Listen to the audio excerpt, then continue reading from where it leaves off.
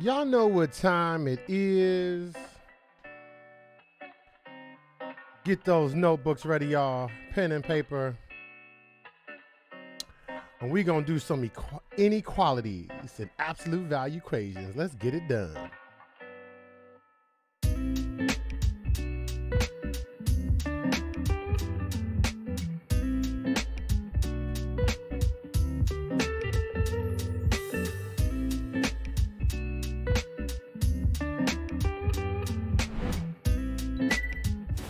Okay, hello, super friends. So here's what we're doing today.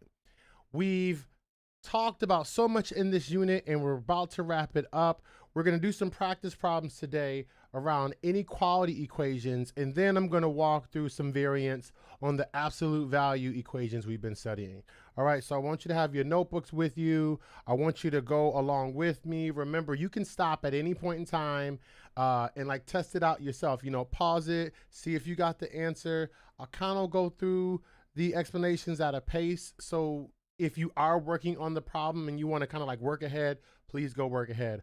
All right, friends, let's get into it. So remember, right, inequalities. Oops, 1 second. Got to get that light there. So remember, friends, right, inequalities give us where, like, if this was an equal sign, remember, right, if this was an equal sign, you would tell me that x, if you divide both sides by 4, x would be equal to 3, right? Remember, equal signs give us one answer, a finite answer, where inequalities, we have more than one answer. We have an infinite amount of answers captured here. All right, and then if you notice, right, I did it just the same way you would do if this were an equation, right? You solve inequalities the same way you would if it was an equation, with some little tweaks, but we'll get to that later. So from here, I want to graph the number line and this idea of x is greater than 3. Remember, if you're having a tough time remembering like how to pick a number. Oh, so sorry. Let me set my number line here. I'm going to keep it simple. Remember, you don't have to go so deep with your number lines. And I want to capture this. If you're trying to figure out which way to point the arrow on the graph, just replace x with any value and always keep it easy. So I would say, all right, I'm going to place x with 0. That's usually my go-to. So if I say 0 is greater than 3, well, that's not true. 0 is not greater than 3. So that means my arrow should not be going this way. It should be going towards the right. And because, remember, friends, right, this is parenthesis. Sorry, this is just a greater than. It's a parenthesis facing this way. And from here, right, now I can give you the interval notation. The interval notation, remember, tells us the range of values. So the interval notation here, right, is going from, or parenthesis, because we use the parenthesis, right, here, 3, all the way to infinity, there. Now, let's take it a step further. But we're going to build off of this one here. So towards the end of this unit, we were studying what are called compound inequalities. So imagine if I gave you something like this.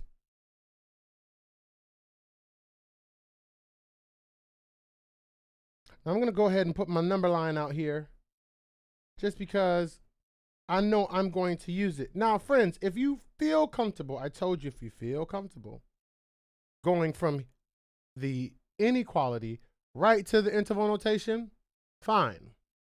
But by including this gives me some insight into your process, into what's happening for you. So just in case maybe you make an error, I might be able to see where you went wrong somewhere and, well, get some partial credit. So I say always do the graph, at least for the compound ones, and definitely to just like reassure yourself that you got it. Okay. Or, right? Or in this case, union. So actually I'm going to use the symbol here. Right? And I'm going to put in blue here, or, just to remind ourselves what this what this U is standing for, like the or of it. I want the range of this values or the range of this. Now I'm going to go ahead and fill in this one here, right? Because we just did it up here. So this one is just the same. What I'm now going to evaluate is this side of it. Now, so I feel like I got some people out there who might have already done that. Well, let's write it right here. We got negative 3x is greater than or equal to, remember that, 9. How do we get that x by itself? That's right. We're going to divide both sides by 3.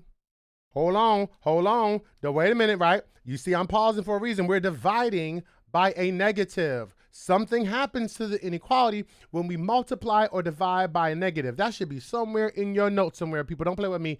Anytime you multiply or divide by a negative number, that sign should, somebody say flip. I think I heard somebody say flip, right? So we're going to flip it the other way. So we have x is less than or equal to 9 divided by negative 3 is negative 3. Okay. Now I'm going to put this bad boy in here now. So I need an x is less than or equal to negative 3. All right, so pick an easy number. 6. Is 6 less than or equal to negative? Well, no. Then it can't go that way because 6 is over here. So I'm at the negative 3 with a bracket going less than. And what I want in terms of the interval notation is this range or this range. Okay. So I know I need to include both of these. Interval notation, excuse me, would be, we'll start here. This arrow is pointing towards negative infinity to a 3 bracket, union, parenthesis 3, infinity. And you see how, right, that one we had up there is just included here because I wanted the or. Okay, friends, before we move on, now check this out, stay with me, right? Imagine if I change this from union to intersection. That means I want the same. What's the same? What do they have in common? Looking at our number line, what do these ranges have in common? Your answer should be, well, they don't have nothing in common. So how do we represent that idea? They don't have anything in common. Right? Empty set, or you can write, empty set. And this is why I say draw the number, and I'll be done, right? This is why I say graph the number line, because this might not be easy to see just from here. But friends, if you feel comfortable going from here again to here, fine. But the number line can be so, so invaluable. I want to look at one more. I want us to look at one more inequality equation. Right, another compound one, but one we should be totally fine with. Here it is. Here, I'll put the number 3 for people who are keeping organized math journals for me.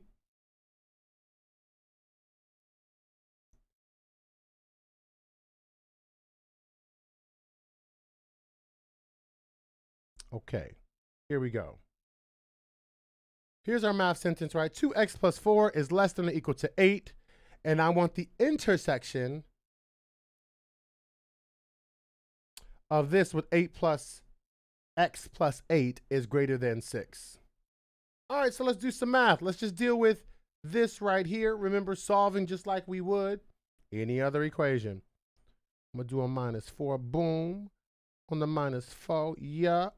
2x on the less than or equal to 4. Divide by the bam. Bring down the x on the equal the you are. I know you with me. I already know you with me. Don't play with me now. I know you with me. I'm giving some of y'all an opportunity to handle what's happening over here. I think you already know what's happening over here. Let's do this right now. Bring down the x on the greater than -2. All right, so check this out. I got the x is less than or equal to 2, but the intersection of x is greater than -2. Okay. I want you to, let's graph these. Keep your number line simple. Don't play with me. On the 0, on the 2, on the 4, on the -2, -4. Now come on. All right, let's do this one here. X is less than or equal to 2. So if I make x 0, 0 is less than? Yeah, 0 is less than that. So at the 2, I know I'm going this way. That's too far. I got over anxious there, y'all. I got over anxious. Ha ha. Now I'm gonna go the other way. Because, right, x is greater than -2. Parenthesis though, x is greater than -2. And I want the intersection. I want the intersection of what they have in common. Friends, can you see what they have in common from the graph? Can you see what they have? Can you see where it's in common? So let's do that interval notation. It's right here, right? What they have in common. So boom, parenthesis -2, comma, you got it, 2, hard, parenthesis bracket. Okay. Okay, I lied. Last thing. So what if I made this union? Now we want the or of this. I want all the values over here or all the values here. I want all the values going this way, and I want all the values from here going that way. So what is that interval notation? If I want all of those values, these or these, well, that means all of this. Okay. Well, here would be, you got it, -infinity to infinity. All right? Yeah. Okay. Let's keep it moving. So absolute value, y'all. Absolute value equations. Let's look at something that we've done. Let's look at something that we've done before. Pick number 4 here. And if I take remember, absolute value tells us the distance of a value from 0. So this is the distance of x. What the sentence is saying, is that the distance of x plus 9 from 0 is 10. So how do I, right? And we know that in this typical fashion of absolute value equations, we should get 2 equations. Because, right, let's remind ourselves, if I said, well, what could I make x in order for this to be true? Matter of fact, I'll do it this way. What can x be? What can x be in order for this to be true? Well, the absolute value of 10 will give me 10. And also, the -10, the absolute value of -10 will give me 10. So in this essence, we have to solve for both here. So you're going to set one equation. The absolute value of this distance should give me 10, or the value of this could also be -10. So I'm asking is the value of this could be 10, right? Like we said here. Or the value of this could be -10, right? Because that's all this is saying. It's not just saying x, it's saying whatever's between those 2 bars should come out to 10. So whatever between those 2 bars should come out to 10, or that value, this value could be 10 or -10. It could be 10 or -10. Let's keep going. So you get me a minus on the both sides. -9 on the both sides. Ooh. All right, so now you got x, 10 minus 9, 1. And x equals -19. Answers? Sorry. I'm also, right, remember friends, I'm also trying to give you a working model of what your work can look like. You organize your work the best the way you want, please go ahead and do that. But I want to make sure that for those of you who are looking for like, how can I present my work or what's a good way to organize my work, here's what I'm looking for, right? Spacing and all, and there you go. Obviously, boxing your answer can't hurt either.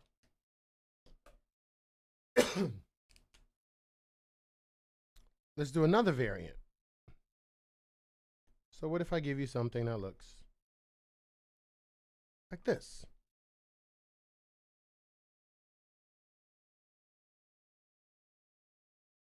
What is your first thing to do? Now, I want to stop you, right? What is the first step here? First step should not be to distribute. These are not, right? These bars represent absolute value. That is a function, that there's something happening there. It is not this. If I gave you parentheses, right? These parentheses, so I can draw a better parenthesis than that. These parentheses here is it's just grouping a value together. So you should want to do distributed property. But this isn't parentheses, y'all. It ain't that kind of party. So our first order of business would be to remove the 3, because this is 3 times this. So we divide everything by 3. And now I'm coming over here. And now this looks like something we've been used to. This looks a lot like this. So why don't you go ahead and get yourself set up? I'll get myself set up here too. So one equation should be a 4 plus 2n equals 12. And then we got a 4 plus 2n equals -12. Let's do some math. -4 on a -4. -4 on a -4. I'm gonna have to squeeze you over here. So I got a 2n is equal to 8. Divide both sides by 2, n equals 4. Just gonna box that one here. Now I got a 2n equal to a -16. Make sure I got myself. Oops, haha. Haha, look at that. I just messed that up. Whoa, did you catch me? Did y'all catch me? I just caught that too, y'all. Did y'all catch me? I was moving so fast. Ooh, what did I just mess up? Oh, I'm so glad I caught this. Oh, I'm so glad I recorded this, because this happens all the time. So look at my mistake here. 12 divided by 3 ain't no 12. Y'all, Bertrand is, that almost had me fooled. Look at this old math or had me fooled. We're going to fix all of this. 12 divided by 3 is a 4, so this should be equal to a 4. This should be equal to a 4. Oh my God, that was amazing. I love when I catch my own mistakes. I almost made another one to a -4 here. -4. Okay, now we cooking with some grease here. So back over here, 2n equals 0, n equals 0. And then we're going to keep going. Let's check our work over here.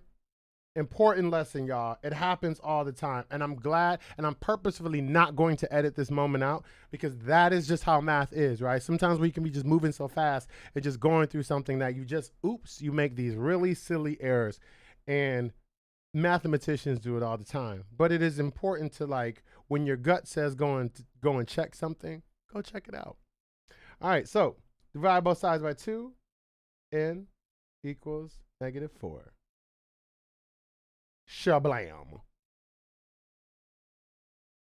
2 more, and then I'm gonna be done with you today. Two more, I'm gonna be done with you today. But seriously, I can't emphasize that enough.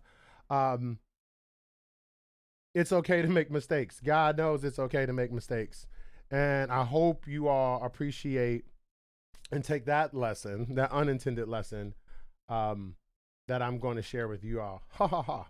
Look at that. 2 more.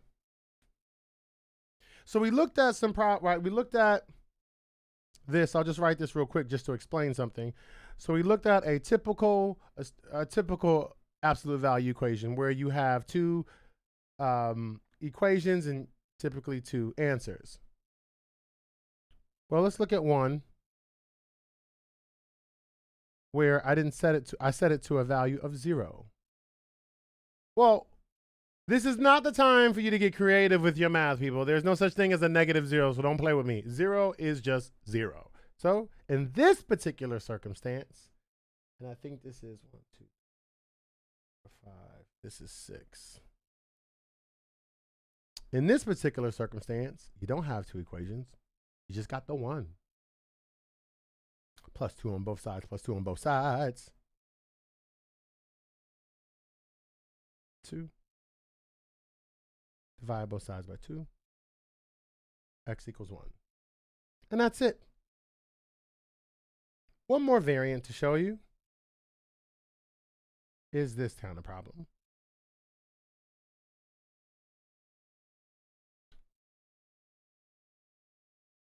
Where are we going here? What is the, how do we set this up? You got it. You can't set this up. Remember, there's no such thing. This is the absolute value. We're saying whatever this is in here, that distance of whatever this is from 0 is -7. And we don't measure distance negatively. We're not doing that. That is not a thing. So anytime you see an inequality that is set up like this, right? This answer here is an empty set. Can't do it. Nothing. Empty.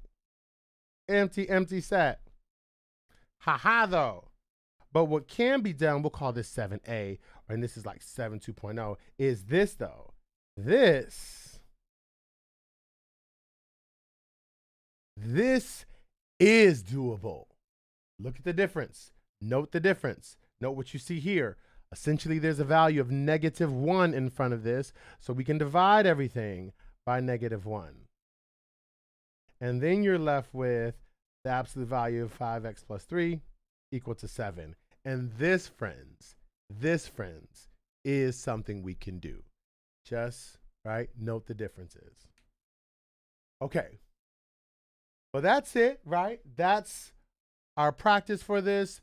This practice is intended to help you with quiz number 3.